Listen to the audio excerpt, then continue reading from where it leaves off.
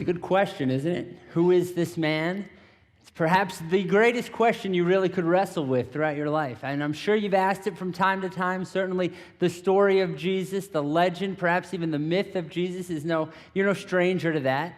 And this is a question we're going to be chasing down over the next 4 weeks or so. And here, I just want to let you know where we're going to be headed, and then we'll jump into what we're going to do today. But over the next 4 weeks, we're going to ask and answer some of these key questions about who Jesus was. Can we really believe the stories that we have about him, or has that stuff kind of been exaggerated? Has the myth kind of grown over time? That's what we're going to explore today. And then next week, Mark Stensey's going to be back, and he's going to explore specifically the resurrection. I mean, seriously? Like, do we really, at our core, believe that this guy lived like everybody else, died like everybody else, and then, like no one else ever has before or since, came back to life, never to die again? Really? So we're going to look at that. And then after those 2 weeks of kind of unpacking some of those questions, we're going to shift a little bit and ask the next most important question: so what? I mean, if what we know about Jesus is truly true, if what he said and did, if we can believe that, well, then what are the implications for my life? What are the implications for my family, for all of humanity? And we're going to explore what the significance of the crucifixion was. And then on Easter Sunday, we're going to celebrate the significance of the resurrection. So that's where we're headed over the next month. We're kind of on a little bit of an intellectual journey, but certainly not going too deep. You can rest assured on that. I assure you, I got like a 770 on my SAT, so I am not going anywhere too deep for you. That was on the whole thing. Like my brother, this was back in the old days when there used to be a math section and an English section. My brother actually got an 800, like on one of those sections. Either one he could have aced out. And then, the first time I took it, I was like, yeah, 770. And he's like, well, on which section? I'm like, thanks, Bri. On the whole thing. And so anyway, we're not going to get too deep, not too intellectual, but we're going to ask some of these significant questions because they're questions that you've asked before. They're questions that the people in your life are asking. We want to just give you some resources to answer those. So for today, we're going to start this search for the real Jesus. We're going to try to look at what do we really know for sure. We have these accounts in the scriptures. We have what's written in the Gospels. But is that really reliable? Is that accurate? Or you know how it is. I mean, you start telling a story, and from one generation to the next, it kind of gets blown out of proportion. Things kind of get added, and the myth, becomes a legend. And so we're going to take a look at the story of Jesus and what we can really believe. Because we live in a culture that really gives us several options, right? On the one hand, there's kind of just this neutral option. Like we live in a culture that tells us, hey, we're all good. Whatever you believe, whatever works for you, as long as you're sincere, lots of tolerance, lots of grace, we're all going to end up in a good place. Don't make a big deal about it, right? But then we get to university or we get to graduate school, and then all of a sudden there's this very different angle, right? But watch out for Christianity. You better be careful about this one. You better, that we get warned, like, oh man, be careful about that Bible. That thing's full of contradictions. That thing's full of myths. And some of the leading new atheists are telling us that, not only is Christianity a crutch, it's actually harmful. And how dare we inflict this on generations? And so there's this leaning that way, right? And I'm sure you're familiar with that. But then on the other hand, I mean, if all that's true, if it's neutral and everybody's fine, or if it's really bad, like there's this other side that millions of people, literally millions of people, continue to seek after Jesus, continue to follow after Christ. In fact, I want to show you what's going on right now in real time. I want you to see a website that you need to check out for yourself. The web address is on the back of your note sheets. Take a look at what is happening right now. This comes from us from Global Media Outreach. This is an organization started by a brilliant computer scientist, used to work with Steve Jobs, and then said, how could we put God on the internet? How could we introduce people to Christ on this World Wide Web, in a world where 91% of the planet is within range of a cell phone tower, and more people have cell phones than toothbrushes?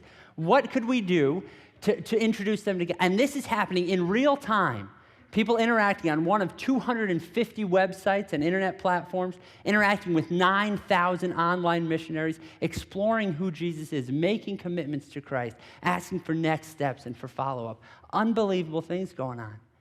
And so this is the search that all of us are on, isn't it? We're asking these questions. Who is Jesus? What do we really know about him? What can we really believe? So check that out. And I got to tell you, I'll be honest with you. which I'm sure you appreciate from one of your pastors, that you know, I've been on several parts of my own journey, right? I mean, there have been times, certainly I'm here most of the time, but there are times where I'm pretty neutral, and there were even times where I had some doubts and I had some questions, right? Not for long seasons, and certainly not recently, but there was times when I would think, now wait a minute, how can we be so confident? Right? I mean, we've got our book and our traditions and our faith, and we believe that's true and right. But so do they. Like, so do, whoever it is. Like, they got their book and their thing, and they believe they're right. And the other guys, they got their book and their thing. And I'm like, I really started wondering and having these questions. Do we really know what we think we know? Like, how can we all be true and right? And so that's some of the questions I want to drill down on, because I think that they're the same questions you have, aren't they? And maybe not all the time, but you're just wondering, I mean, really, can we really believe what we've heard about Jesus? What we read in the scriptures, like, can we really believe that that's what the original authors wrote, that that's what eyewitnesses saw? Or maybe the question for you, what am I going to find if I start poking around or digging a little deeper? Or maybe it's this, what argument am I going to find myself in if I start talking about my faith? If I start talking about Jesus, what kind of situation is that going to lead to? Because you can't deny the fact that we live in a culture that makes belief in Christianity, belief in Jesus, belief in the Bible, it makes it seem naive, makes it seem kind of, backwards and a lack of intellect. And so let's take a look. Let's answer some of those questions. I don't have time to answer all of them, but let's at least begin to answer some of those. And let's ask these questions about the authenticity of the Scripture, about these stories about Jesus. Can we really believe what he said and what he did? Do we have an accurate account of what happened, in the first part of the first century? And if it's okay with you, I'm just going to tell you my conclusion first, and then we'll back up and I'll tell you how we got there. But my conclusion is this: the stories about Jesus are reliable, and his impact is undeniable. His stories are reliable, and his impact is undeniable. There is no good reason, intellectual, academic, there is no good philosophical reason to doubt the authenticity of the Scripture. In fact, there really, honestly, is only one reason why people doubt the textual evidence, that doubt the historical evidence of the Gospels. There's only one. And I'll get to that in a little bit. But first, I want to try to give you some evidence, and I want to explore the impact. What's the evidence about Jesus, and what's the impact of his life? Because really, that's all we can do. When we're looking at history, I can't prove anything. You can't prove anything about history because it's past. We can't go back and check it out. We can't repeat it. All we can do is show evidence. For instance, quick example. I can't prove to you that my family and I had a fantastic vacation in Florida this past summer. I can't prove that. I can show you tons of evidence. I can show you photographs of our time there, right? I can show you the bills from our summer. I can show you the increase in Disney paraphernalia, right? And in Lego stuff from Legoland, and our love for Shamu and all things aquatic from SeaWorld. You could interview my kids, right? I could give you evidence. I could show you the impact of that trip. But I can't prove it. I mean, you could do a lot. Photoshop all that in, brainwash. I mean, I can't prove it, but I can give you tons of evidence. And the same is true for the accounts about Jesus. We can't prove any of that, nor can anyone disprove it. But let's just look at the evidence. Let's look at the evidence surrounding Jesus of Nazareth. Let's specifically look at the evidence about the Gospels. Right, and so this goes back to one of the things I've already mentioned, and it's a common misconception, that we have our book and the other religions, they have their books. No, we don't. We don't have a book. We have a library. We have a collection of 66 individual ancient documents. You open up your Bible and it's all bound together, Genesis, Exodus, and on and on. Every one of those is a separate ancient document. And all those documents, they were written over the span of 1,500 years by 40 different authors, and yet they tell one story. That's the book, so to speak, that we have.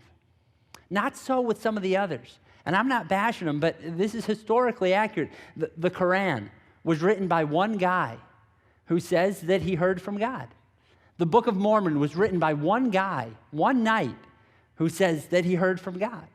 And so they have a book. We have this entire library of ancient documents.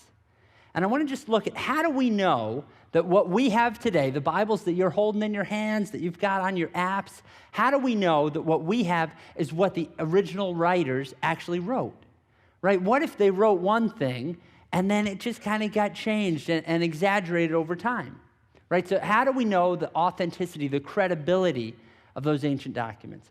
Really, we have to ask two questions, and these questions are not unique to the Bible. Anyone who wants to verify any ancient document, they ask these questions. How much of a gap is there between the time of writing and our oldest copies?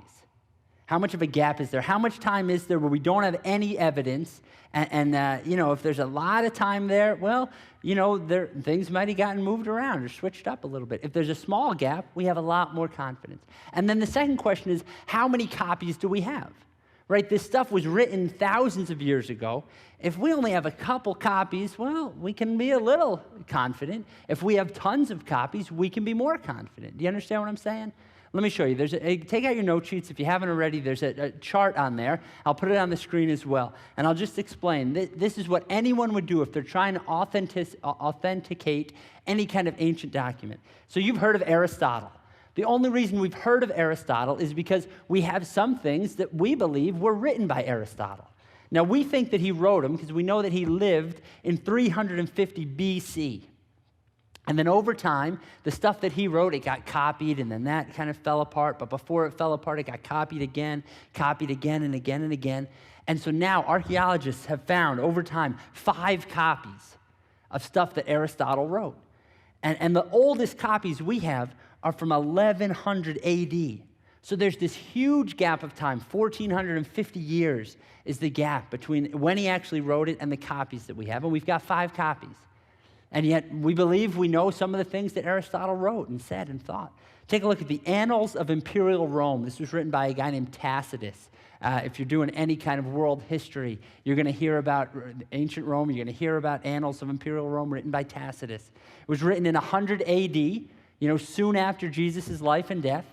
We don't have any copies of that stuff from the 2nd century or the 3rd century or the 4th century or the 5th, 6th, 7th century. But when we get to 900 AD, we've got some copies, and we found 20 copies of that. And so, that's how we kind of verify those copies, all kind of align, and there's the gap. So, we have a pretty good understanding of that. And you can see the numbers for the Iliad. Let me take a look at the Gospels, right? The Gospels, these 4 books of the Bible, right? We don't just have a Bible. We've got this library. 4 of the books, 4 of those ancient documents were written by 4 different guys, 3 of them claiming to be eyewitnesses. They said, we lived with Jesus, we walked with him, we saw this stuff happen, and we wrote it down. And then before those documents, faded away, somebody else copied it, and they copied it, and we have copies of copies of copies. Do you know the oldest copy that we have? Do you know when it dates back to? You do, because it's already on the screen. 130 AD. There's a 100-year gap. Right, that book of John, that was probably written around maybe 30, but maybe as late as 190 or 100 AD. John is alive. He's the last one to write his stuff. He's exiled to an island, and he writes this. And then we have a copy that is 1 or maybe 2 generations removed. And just before I show you this last number, just turn to somebody next to you. You can see how many copies we have of these other ancient documents. Take a guess at how many copies you think we have of the New Testament. Just go ahead to someone next to you, just pick a number. How many copies do you think we have? Did anyone guess 24,000? Huh? No, you didn't guess that unless you have heard this talk before, or you're just amazingly smart, or just thought you'd highball it. 24,000 copies in all kinds of different languages that all align with one another. The oldest ones are 100 years from the time of the writing. I mean, if anything from the ancient world can be trusted, if any of the writings that we have from antiquity are reliable, the Gospels are more so. It is no exaggeration to say that the books of the Bible are the best preserved documents in history. In history. 24,000 copies. The oldest ones are just a generation away from the original writing. So that's what, do you want to see the oldest one? That piece that was found in 100 AD, do you want to see it?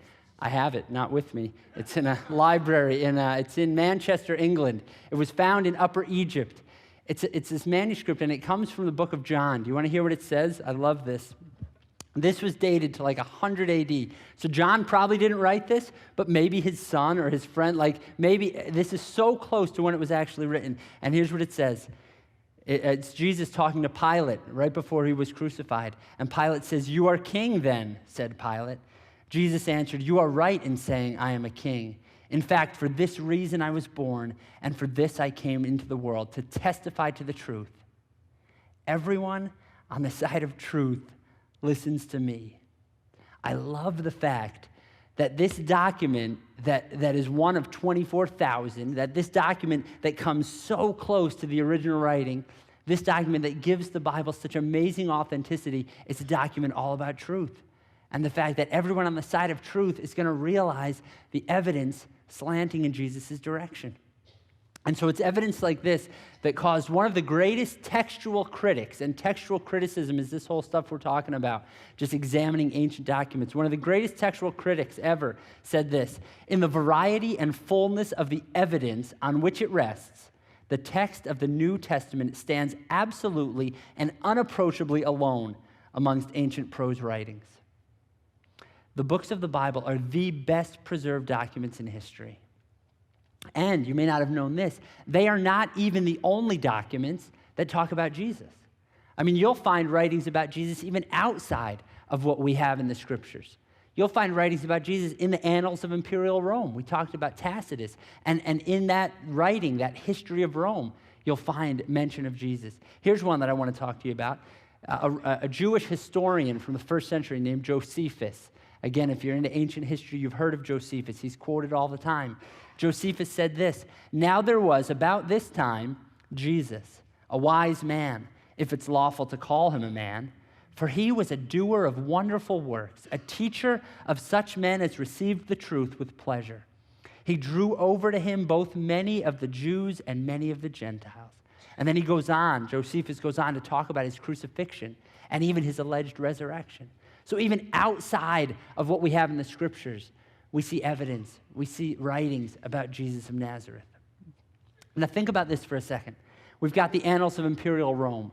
We've got writings from Josephus. We've got all this history about the Roman Empire. And we would totally expect that, right? Like, think about the Roman Empire. They ruled the world in the first century. And so think about the power, the money, the wealth, the esteem that they had. And those emperors thought of themselves as gods. And so wouldn't they do everything possible in their power to make sure that for generations to come, we all knew how great they were? Yeah, they would. So it's no surprise at all that we have these writings about ancient Rome. We have the annals of imperial Rome. We have writings from Josephus and Tacitus. We have these writings called the Gallic Wars. It's no surprise at all that we have some documentation about the Roman Empire.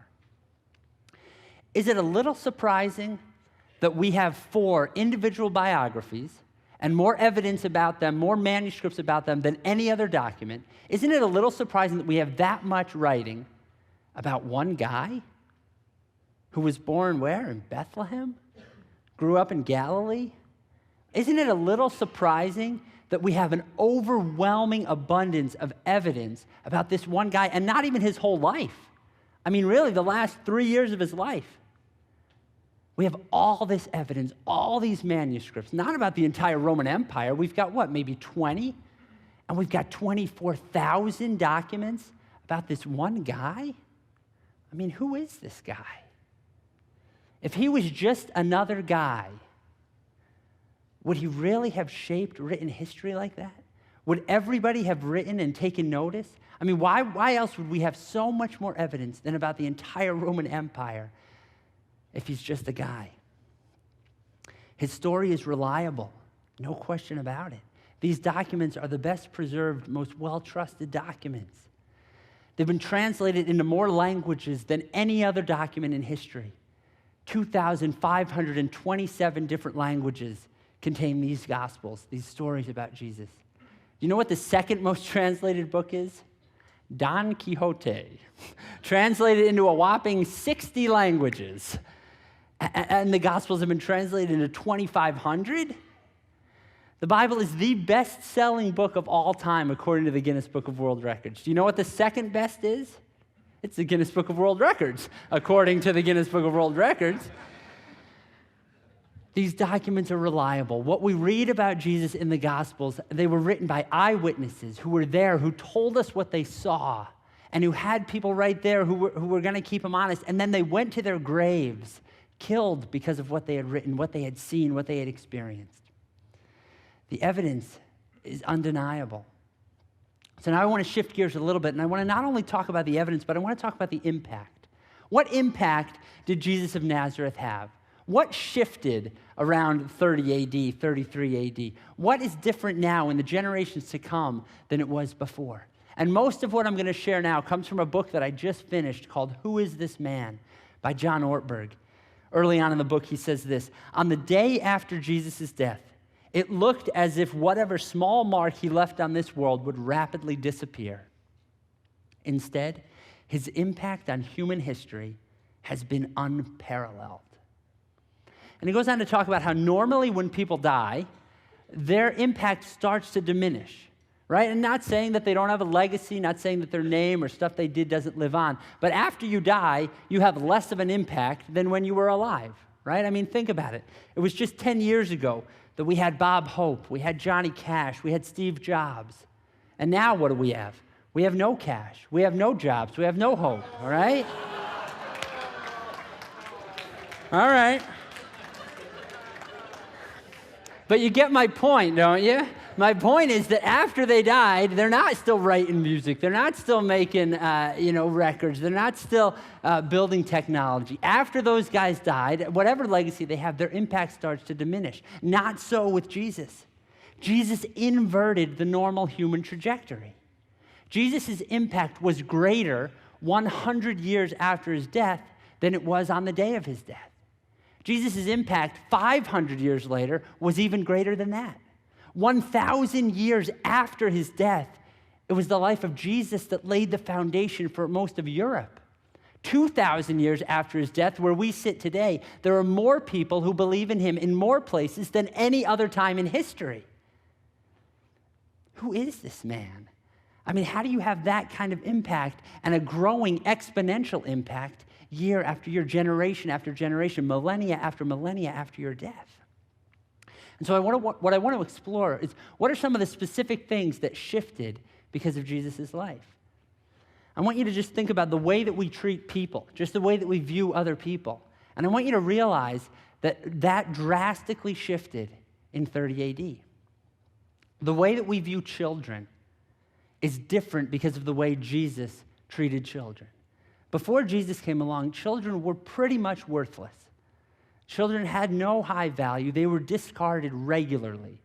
And unfortunately, that's still the case in some pockets. But as society at large, we treat children with value and honor because Jesus started that trend.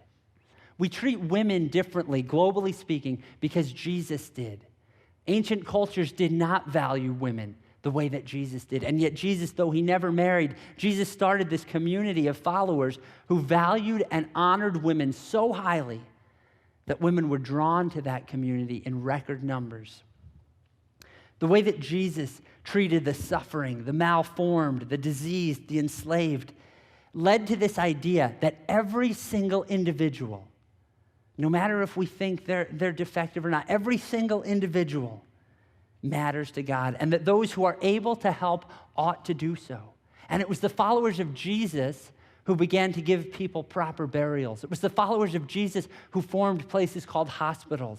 It was the followers of Jesus who ran in when everybody else was running out and took care of people that were plagued, took care of people that were sick. That was because of Jesus. Enemies became worthy of love because of Jesus.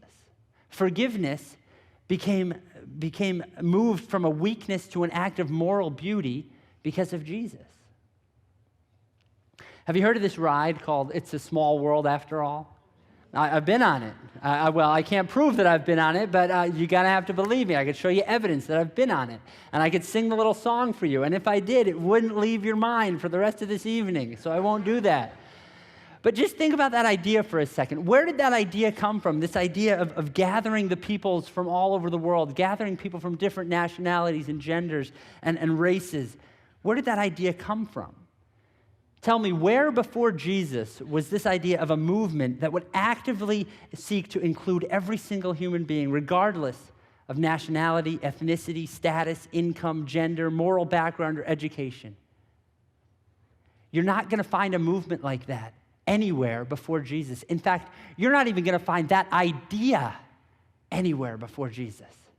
That was Jesus' idea, and it is happening.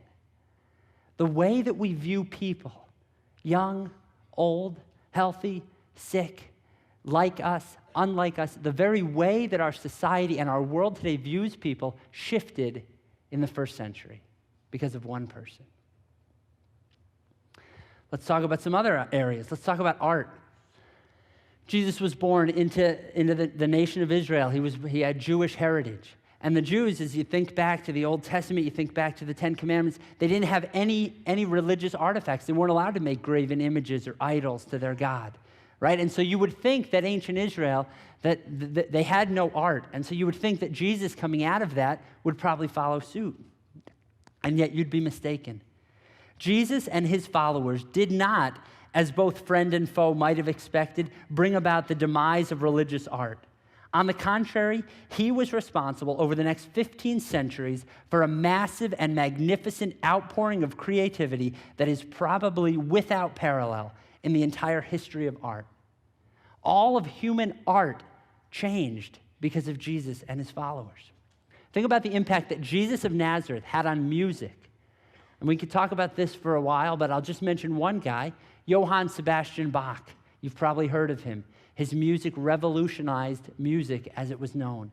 Before every piece, he would write these two letters, JJ, on the top. Jesu Jusa, Jesus, help me.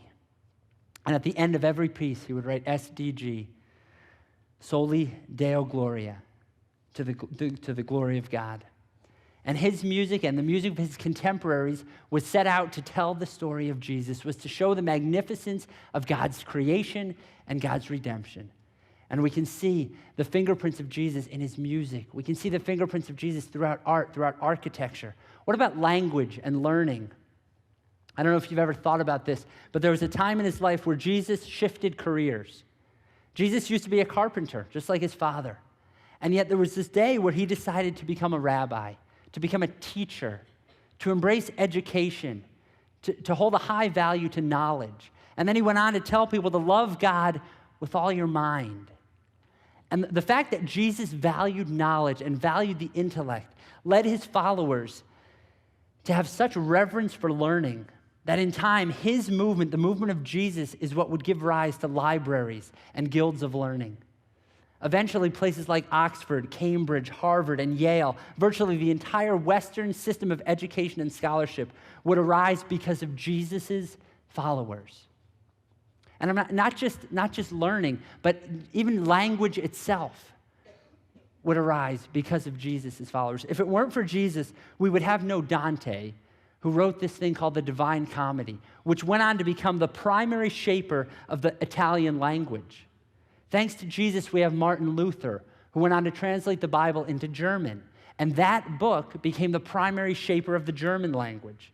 It was thanks to Jesus that we have the King James Version of the Bible. And that book, along with the writings of Shakespeare, became the critical writings that would shape the English language. Thanks to Jesus, there was a man named John of the Cross, who was known as the finest poet in the Spanish language, and obviously shaped that language. In fact, even Latin did not become a world-class language until Jerome translated the Bible into Latin, known as the Latin Vulgate. You look at those languages and you think about the way that those languages have shaped civilization. And those languages were shaped by Jesus of Nazareth. Who is this man? Let me share with you just some of the critical acclaim, some of the things that have been said and written about Jesus by some of the brightest and greatest minds of our time. If you're in the academic world, you know that if you were to write a journal article, or if you were to write some scholarly piece, the way that academicians keep score is by how often their writing is quoted by other writers. So just by using that secular score, Jesus' intellectual impact is unprecedented. Listen to what a Harvard professor, Harvey Cox, said. The words of the Sermon on the Mount are the most luminous, most quoted, most analyzed, most contested, most influential moral and religious discourse in all of human history. That may sound like an overstatement, but it is not. Historian H.G. Wells marveled that after 2,000 years, a historian like myself, who doesn't even call himself a Christian, finds the picture centering irresistibly around the life and character of this most significant man. The historian's test of an individual's greatness is, what did he leave to grow? Did he start men to thinking along fresh lines with a vigor that persisted after him? By this test, Jesus stands first. One more. Listen to what Yale historian Yaroslav Pelikan said. Regardless of what anyone may personally think or believe about him, Jesus of Nazareth has been the dominant figure in the history of Western culture for almost 20 centuries. Just think for a moment about his impact. He had no place to lay his head, yet he is the primary shaper of modern architecture. The number of paintings and sculptures and stained glass windows that bear his image make Jesus the most recognizable figure in human history, and yet nobody actually even knows what he looks like. He never wrote a single book, and yet he's the most written about person ever and the greatest inspiration for global linguistic development. He was personally associated in the Gospels with only one song, and yet more music has been written about him than any other human being before or since. He died alone, yet people die for him to this day. Who is this man?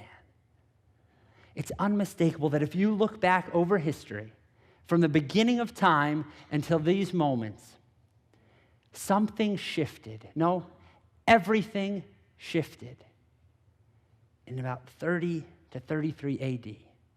Everything shifted. And we have these four Gospels that have been translated and that have been copied thousands of times.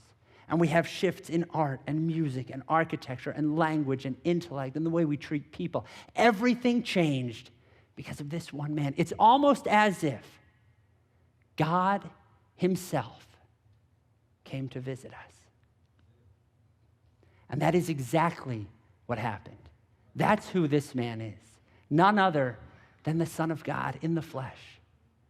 And the historical accuracy about those documents is reliable. And the impact of that man, Jesus of Nazareth, is undeniable. Now, I told you that there is one reason why people would deny the historical accuracy of those documents. There's one reason why people would discredit these eyewitness accounts. Do you want to know what it is? They've decided ahead of time that they cannot accept the supernatural. They've decided ahead of time that because we don't experience somebody walking on water, somebody raising the dead, somebody healing the blind, because we can't experience that, because we can't go and prove that, well then something must be wrong with those documents. Something must have been contrived there. And they don't look at the evidence objectively. They come into it with a bias that anything that smells of the supernatural we need to get rid of because we don't live in that kind of world today. And because we haven't experienced it, there's no way that they could have experienced it either.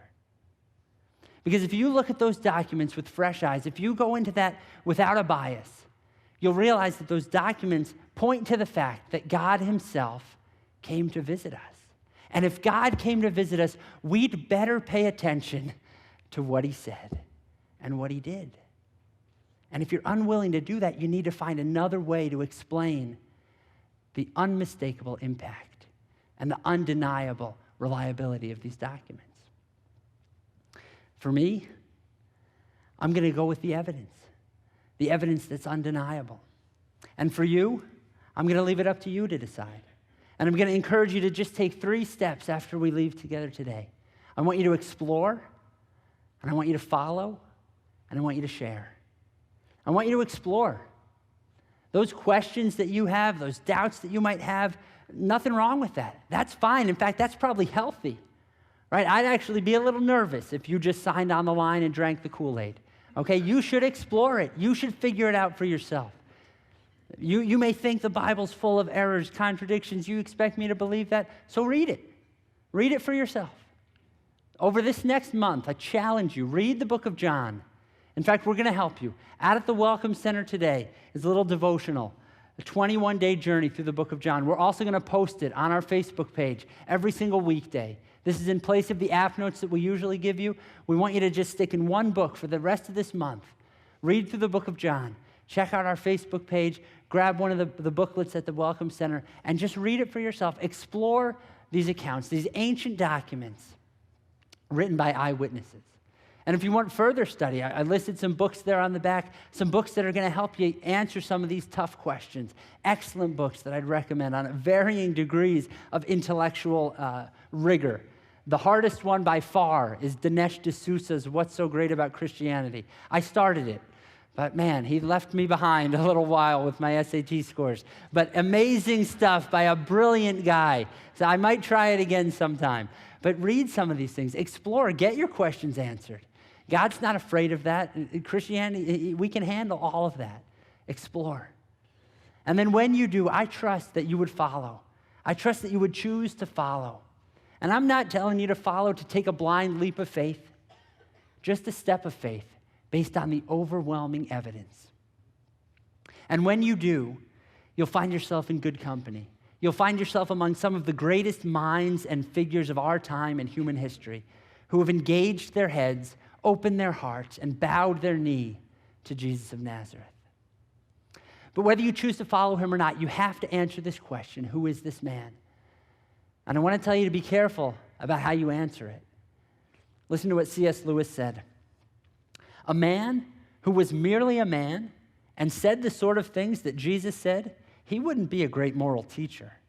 He'd either be insane or else he'd be the devil of hell. You must make your choice. Either this man was and is the Son of God, or else insane or something worse. But don't let us come up with any patronizing nonsense about his being a great human teacher. He hasn't left that option open to us. He didn't intend to. So let's not just pretend that we can just say he's a good man like so many others that have come before. That's not an option. Explore what he said, explore the evidence, and decide for yourself. And then, trusting that many of you, like myself, have chosen to follow, share what you found. Jesus did not come to be kept a secret. Share him.